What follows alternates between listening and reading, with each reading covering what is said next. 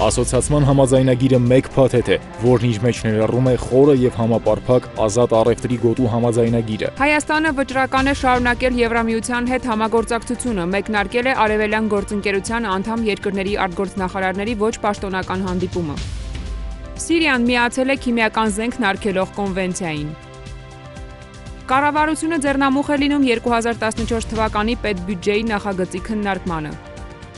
Թանգարան արտգործնախարարության շենքում Զվարթնոց օդանավակայանի կլոր շենքի փոխարեն նոր կառույց։ Արգենտինահայ գործարարը կշարունակի ներդրումները Հայաստանի տնտեսության մեջ։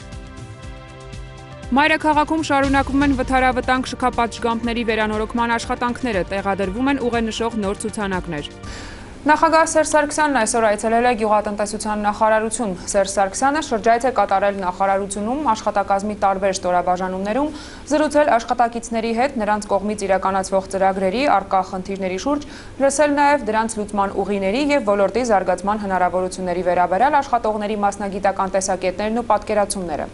Հանրապետության նախագահն այնուհետև նախարարության խորհրդակցությունների սրահում հանդիպում է ունեցել ղեկավար անձնակազմի հետ։ Սերժ Սարգսյանն ընդգծել է, որ գյուղատնտեսության ոլորտում դեռևս չօգտագործված ներուժ, զարգացման բավականին հնարավորություններ եւ հեռանկարներ կան, ուստի նախարարությունը հսկայածավալ աշխատանք ունի իրականացնելու։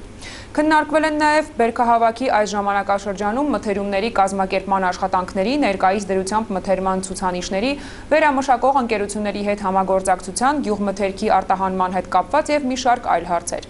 Սերժ Սարգսյանը պատասխանել է ներկաներին հետաքրքրող բոլոր հարցերին, որոնք վերաբերել են ոչ միայն գյուղատնտեսության ոլորտին, այլ նաև մեր երկրի ներքին եւ արտաքին քաղաքականությանը, սոցիալական ու տնտեսական խնդիրներին։ Երևանում մեկնարկել է Արևելյան գործընկերության անդամ երկրների արտգործնախարարների ոչ պաշտոնական հանդիպումը։ Հայաստանը հաստատակամ է Եվրամիության հետ շարունակել համագործակցությունը հնարավոր բոլոր ուղղություններով, այնքանով, որքանով դա չի հակասի Մաքսային միությանը Հայաստանի անդամակցության որոշմանը, հայտարարել է Հայաստանի արտաքին գերատեսչության ղեկավար Էդվարդ Նալբանդյանը։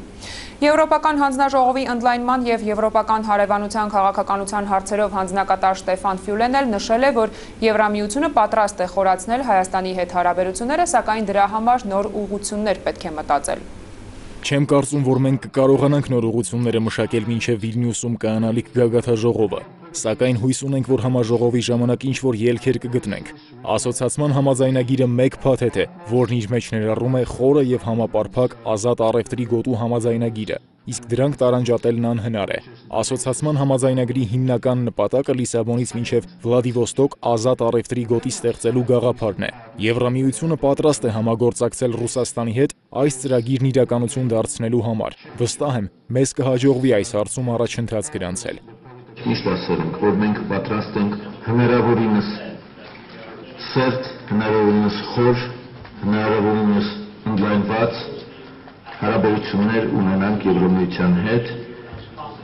մոտ լինենք Եվրամիությանը այնքան, ինչքան որ դա հնարավոր կլինի Եվրամիությանը, բայց ոչ ի վնաս եւ ի հաշիվ մեր դաշնակցային հարաբերություններին Ռուսաստանի հետ։ Հայաստան-Եվրամիություն համագործակցության հարցեր են քննարկվել Հայաստանի արտաքին գործերի նախարար Էդվարդ Նալբանդյանի եւ Եվրամիության արտաքին գործերի եվրոպական ծառայության գլխավոր քարտուղարի տեղակալ Հելգա Շմիդտի հանդիպման ժամանակ։ Նախարար Նալբանդյանը նշել է, որ Հայաստանը նպատակադրված է շարունակել համագործակցությունը Եվրամիության հետ հնարավոր ուղղություններով եւ Վիլնյուսի գագաթնաժողովին ընդառաջ Երևանում Արևելյան գործընկերության անդամ երկրների արտգործնախարարների հանդիպման անցկացումը դրա վկայությունն է։ Հելգա Շմիդտն ընդգծել է, որ Եվրամիությունը եւս ցանկանում է շարունակել փոխգործակցությունը Հայաստանի հետ։ Եվրամիությունը երբեք չի բացառի եւ տարբերակ անդրադառնալով Մաքսային միությանն անդամակցելու Հայաստանի որոշման վերաբերյալ եվրոպական բարձրաստիճան պաշտոնյաների արձագանքին նշել է Ազգային ժողովի հանրապետական խմբակցության ղեկավար Գալուստ Սահակյանը։ Թեմային անդրադարձել են նաև Հայաստանի Հանրապետության նախագահի նախկին թեկնածու Անդրեաս Ղուկասյանը եւ Հայաստանի սոցիալիստական շարժման առաջնորդ Ռոբերտ Ահարոնյանը։ Իդեպ նախապես հայտարարված բանավեճը 3 քաղաքական գործիչների միջև չի կայացել, փոխարենը նրանք իրենց կարծիքներն են արտահայտել առանձին։ Գալուստ Սահակյան, Անդրեաս Ղուկասյան եւ Ռոբերտ Ահարոնյան քաղաքական գործիչների մասնակցությամբ նախապես հայտարարված համատեղ ասուլիսը չկայացավ։ Փոխարենը բանախոսները որոշեցին առանձին ներկայացնել Հայաստանի Մաքսային միությանն անդամակցելու վերաբերյալ իրենց տեսակետները։ Առաջինը ձայնի իրավունք տրվեց Գալուստ Սահակյանին։ Ես որևէ մի ընդդիմադիր գործիչի ասելիք չունեմ։ Հայաստանի Հանրապետական կուսակցության փոխնախագահը շարունակեց պնդել, որ Մաքսային միությանն անդամակցությունը բխում է Հայաստանի տնտեսական շահերից, չնայած որ ինքը դեմ չէ նաև եւ-ի տարբերակին, ավելին, եթե այս ընթացքում էլի եվեր ավելանան, կարելի է դրանց մասին էլ մտածել։ Կամ թե եւ, մենք միշտ ասել ենք եւ-ի կողմնակից ենք, նույնիսկ եթե նորից եվեր ավելանան եւ շահեկան այսպես գտնենք process-ներին մասնակցելու, մենք պիտի մասնակցենք, որովհետև մեր շահը համադրելով այլ պետությունների շահերի հետ, մենք ընդհանրապես բարեկամներ ենք ձեռք բերում։ Գալուստ Սահակյանը անդրադարձավ նաև Եվրամիության պաշտոնյաների, մասնավորապես Շտեֆան Ֆյուլեի հայտարարությանը, մեկնաբանելով այն հանրապետական падգամավորը նկատեց։ Ֆյուլեն, որը հանրակատարն է եւ այս process-ների ասոցիացման ծրագրերի հիմնական մեկենասներից մեկն է, բնականաբար իր աշխատանքի արդյունքում կարող էր տեսնել մի այլ process եւ անհատական իր վերաբերմունքը ունենալ։ Մենք Եվրոպայից պաշտոնական որևէ արձագանք չունենք։ Ասուլիսի անսպասելի փոփոխությունից հանկարծակի եկած Անդրեաս Ղուկասյանն էլ հանկարծ որոշեց, որ չի ցանկանում բանավիճել Ասուլիսի մյուս բանախոսի Ռոբերտ Ահարոնյանի հետ։ Փոխարենը ցանկություն հայտնեց ընթերցել նախապես պատրաստած հայտարարության տեքստը։ Ես եկել էի, որ Գալուսակյանի հետ միասին մենք պատասխանենք ձեր հարցերին, մեր երկրի համար կարևորագույն նշանակություն ունեցող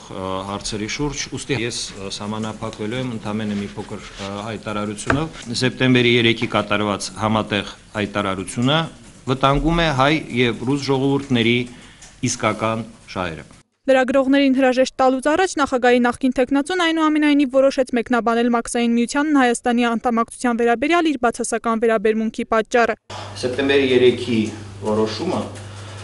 վերաբերվում է ոչ թե տնտեսական հարցերին, դա քաղաքական որոշում է, այդ որոշման գնահատականը ես կրում։ Ելույթի իրավունք ստացավ նաև Ռոբերտ Ահարոնյանը, ով Անդրեաս Ղուկասյանի հեռանալն այսպես բացատրեց։ Մեր հարգելի Անդրեասը չցանկացավ,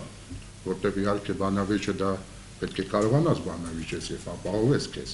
խոսքով։ Ուրեմն ասեմ, այս պահին Անդրեասը Անդրադառնալով Ասուլիսի հիմնական թեմային եւ բացառելով եւ-ի տարբերակը Ռոբերտ Ահարոնյանը ընդգծեց, որ Մաքսային միությանն անդամակցելու որոշումն իրենց վաղեմի երազանքն էր։ Հայեր Փիրապյան, Հովանես Սարգսյան, Live News։ Այսօր տեղի է ունեցել կառավարության հերթական նիստը, գործադիրը հաստատեց 2014 թվականի պետական բյուջեի նախագծի խոշորացված ցուցանիշների նախնական տարբերակը։ Հանրապետական գործադիր մարմինների ղեկավարները պետք է մեկ շաբաթ ժամկետում ֆինանսների նախարարություն ներկայացնեն առաջարկություններ։ Որոշվել է սեպտեմբերի 17-ից անցկացնել 2014 թվականի պետբյուջեի նախագծի նախնական տարբերակի քննարկումները։ Ըստ նախնական տարբերակի 2014 թվականի բյուջեի ծախսային մասը կկազմի 1 տրիլիոն 272 միլիարդ 955 միլիոն 463 հազար, եկամտային մասը 1 տրիլիոն 145 միլիարդ 415 միլիոն 563 հազար դրամ։ Այսօր Հանրապետության գլխավոր դատախազ Աղվան Հովսեփյանի պաշտոնավարման վերջին օրն է, նա դուրս է եկել դատախազության շենքից, հանել է բաճկոնը եւ քայլելով Երևանի փողոցներով գնացել է տուն։ Մինչ դա նա զրուցել է լրագրողների հետ եւ հիշեցրել, որ ինքը դատախազության համակարգում աշխատել է շուրջ 40 տարի, որից 15-ը ղեկավար պաշտոնում։ Շնորհակալ եմ Աստծուն ճակատագրին, որ ինձ բախտ է վիճակվել իմ մասնագիտությամբ զբաղեցնել այդպիսի բարձր պաշտոն եւ ծառայել իմ պետականությանը, հայրենիքին եւ այդ տարիների ընթացքում վկայ Աստված արել եմ ամեն ինչ, որպեսզի համակարգը կայանա։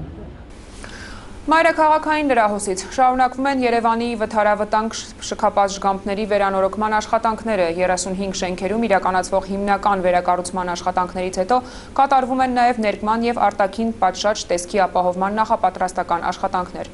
Շքապատժգամբները վերակառուցվում են համահունչ շենքի ընդհանուր ճարտարապետությանը, աշխատանքների նկատմամբ իրականացվում է տեխնիկական վերահսկողություն։ Հիշեցնենք, որ շքապատժգամբները հանդիսանալով բնակիչների սեփականությունը պետք է հիմնանորոգվեին եւ վերակառուցվեին սեփականատիրոջ կամ համատիրության կողմից, սակայն հաշվի առնելով բնակիչների անվտանգության ապահովման կարևորությունը քաղաքապետ Տարոն Մարգարյանի հանձնարարությամբ ծրագիրն իրականացնում է Երևանի քաղաքապետարանը։ Երևանը կահավորվում է ուղենշող նոր ցուցանակներով, անգլերեն եւ հայերեն երկլեզու ցուցանակները թե երևանցիներին, թե քաղաքի հյուրերին հնարավորություն են տալիս առավել հեշտ կողմնորոշվել մայրաքաղաքում։ Ուղենշող վահանակները հուշում են նաև մշակութային օջախների գտնվելու վայրերն ու ուղղությունները։ Դրանք պատրաստված են միջազգային չափանիշներին համապատասխան եւ համահունչ երևանյան ձևավորման ընդհանուր ոճին։ Ոլորտի մասնագետների կողմից հետիոտների հարմարավետության ապահովման տեսանկյունից նախապես ուսումնասիրվել է գրվածքի տառաչափն ու տառատեսակը, նաև ցուցանակի բարձրությունը։ Շարունակում ենք թողարկումը։ ԵԱՀԿ Մինսկի խմբի ամերիկացի համանախագահ Ջեյմս Ուորլիքը մասնակցել է Լեռնային Ղարաբաղի եւ Ադրբեջանի զինված ուժերի շփման գծի դիտարկմանը։ Այսօր ԵԱՀԿ առաքելությունը դիտարկում է անցկացրել Ասկերանի ուղղությամբ։ Դիտարկումն անցել է ըստ նախատեսված ժամանակացույցի։ Կրակի դադարեցման ռեժիմի խախտումներ չեն արձանագրվել։ Դիտարկման առաքելությանը Ղարաբաղյան կողմից ուղեկցել են ԼՂՀ արտաքին գործերի նախարարության եւ պաշտպանության նախարարության ներկայացուցիչները։ Սիրիան միացել է քիմիական զենք նարգելող կոնվենցիային։ ՄԱԿ-ի գլխավոր քարտուղար Պան Գի Մունը ողջունել է Սիրիայի այդ որոշումը եւ հաստատել, որ Սիրիայի կողմից ստացել է համապատասխան նամակը։ Նշենք, որ այսօր Ժնևում շարունակվել է Ռուսաստանի եւ Միացյալ Նահանգների արտաքին գերատեսչությունների ղեկավարների հանդիպումը։ Ռուսաստանն ու Միացյալ Նահանգները պայմանավորվել են մեկ անգամ եւս բանակցություններ անցկացնել Նյու Յորքում կապված Սիրիայի հարցերով Ժնև 2 համաժողովի անցկացման հետ։ Հանդիպման նախնական օրը նշանակվել է սեպտեմբերի 28-ին։ Արգենտինահայ գործարար Էդուարդո Էրնեկյանը նշանակվել է ՄԱԿ-ի զարգացման ծրագրերի ազգային բարի կամքի դեսպան։ Բարի կամքի դեսպանի կոչումը Հայաստանում խոշոր ներդրողին տրվել է Հայաստանի կայուն զարգացմանն աջակցելու գործում ունեցած մեծ դերակատարության համար։ Էդուարդո Էրնեկյանը Հայաստանում ամենախոշոր ներդրողներից է։ Վերջին 5 տարիներին հայտնի գործարարը միլիոնների ներդրումներ է կատարել Հայաստանում եւ Արցախում։ Այսօրվանից գործարարն արդեն ՄԱԿ-ի զարգացման ծրագրերի ազգային բարի կամքի դեսպանն է։ ՄԱԿ-ի զարգացման ծրագրերի մշտական ներկայացուցիչի ժամանակավոր պաշտոնակատարի խոսքով կառույցի համար Էդուարդո Էրնեկյանի նշանակումը մեծ պատիվ է։ Ակնկալում ենք սերտ գործակցություն։ Կարծում ենք, որպես բարի կամքի դեսպան Էրնեկյանը կօգտագործի իր ընդարձակ կապերը եւ կշարունակի համախմբել Սփյուռքը Հայաստանում աղքատության դեմ պայքարելու եւ բնակչության բարեկեցության մակարդակը բարձրացնելու համար։ Արգենտինահայ գործարարը որպես բարի կամքի դեսպան տարբեր ծրագրեր կիրականացնի, սակայն կոնկրետ որ ոլորտներում եւ ինչ ծավալով առայժմ հայտնի չէ։ Մենք պրոջեկտ կոնկրետ սելով չունենք, ինչպես ասվարակայիններինք, United Nations-ի դիմեցինք, իրենք կոնկրետ պրոջեկտներ ունեն։ Այդ կոնկրետ պրոջեկտներում վրա մենք առգավ պիտի ուժ տանք։ Անդրադառնալով լրագրողների հարցերին, գործարարն անդրադարձավ Զվարթնոցի հին շենքի ճակատագրին։ Ինձի մնալով բաղը կանտեր։ Էդուարդո Էրնեկյանը խոսեց նաև իրեն պատկանող արտգործնախարարության մասնաշենքի մասին, նշելով, որ այն հյուրանոց չի դառնա։ Պրոջեկտ մուչունինք, բայց կարգադրենք որ բաներմը։ Բաներմը գխորինք որ, բանմը բինենք։ Ինչ իմա լսեց դες ճիշտ է։ Ինչի կծառայի, հյուրանոցը ինչպես գրվում է։ Հյուրանոցը իմ մարզարությունս չէ։ Բայց չի քանդվի։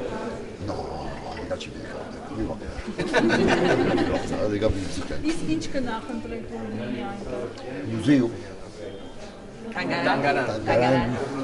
Նշանակումից հետո ներկայացվեց ՄԱԿ-ի զարգացման ծրագրերի եւ Էդուարդո Էրնեկյանի հիմնադրամի համատեղ ծրագիրը, որն ուղղված է Արմավիրի գյուղական համայնքներում գյուղատնտեսական եւ փոքր բիզնեսի գործունեությանն աջակցելուն։ Ծրագրի արժեքն է $230,000, որից 204,000-ը հատկացրել է Էրնեկյանին պատկանող հիմնադրամը։ Իզաբելլա Հովանեսյան, Հայկ Չիլինգարյան, Lime News։ Եվ վերջում խաչվերացը հայ եկեղեցու 5 տաղավար տոներից վերջինն է, այն նվիրված է գերությունից խաչի վերադարձի և փառաբանության հիշատակին։ Հայաստանյաց եկեղեցում այս տարի այն կնշվի սեպտեմբերի 15-ին, Սուրբ խաչը տոնվում է ի հիշատակ տիրոջ խաչափայտի։ Խաչվերացը կամ ինչպես ժողովուրդն է ասում սփխեչը նաև աշնան սկիզբը խորհրդանշող ուրախ տոն է։ Շատերը խաչվերացի տոնը ընկալում են որպես աշնանամուտ։ Խաչվերացի հաջորդ օրը մեռելոց է, այդ օրը եկեղեցիներում մատուցվում է Սուրբ Պատարագ, կատարվում է հոգեհանգստյան կարգ, որից հետո մարդիկ այցելում են հանգուցյալների շիրիմներին։ Սա ուրախության տոն է, մենք պարտավոր ենք ուրախանալու այդ օրը, այսինքն իրականության մեջ ուրախության եւ սիրո սեղանների շուրջ համախմբվելու, հոգեվոր այդ երջանկության, ուրախության ապրումները ի վերջո զգալու ամբողջությամբ, որովհետեւ մենք ինչ ենք ասում, խաչը, խաչափայտը, չէ, այսինքն իրականության մեջ հայտարարում ենք քրիստոնեական հավատքի ամենակարևոր արտահայտությունն է։ մահովս մահ կողյաց եւ հարությամբ յուրով մեզ ըսկյանս պարգևյաց։ Այսինքն Քրիստոս մահով մահ հաղթեց եւ իր հարությամբ մեզ հավիտենական կյանք շնորհեց։ Այսինքն խաչի վրա Աստված իր սերը բերեց, սերը հաղթեց մահվան։ Ամենակարևոր խորհուրդը սա է մեզ համար։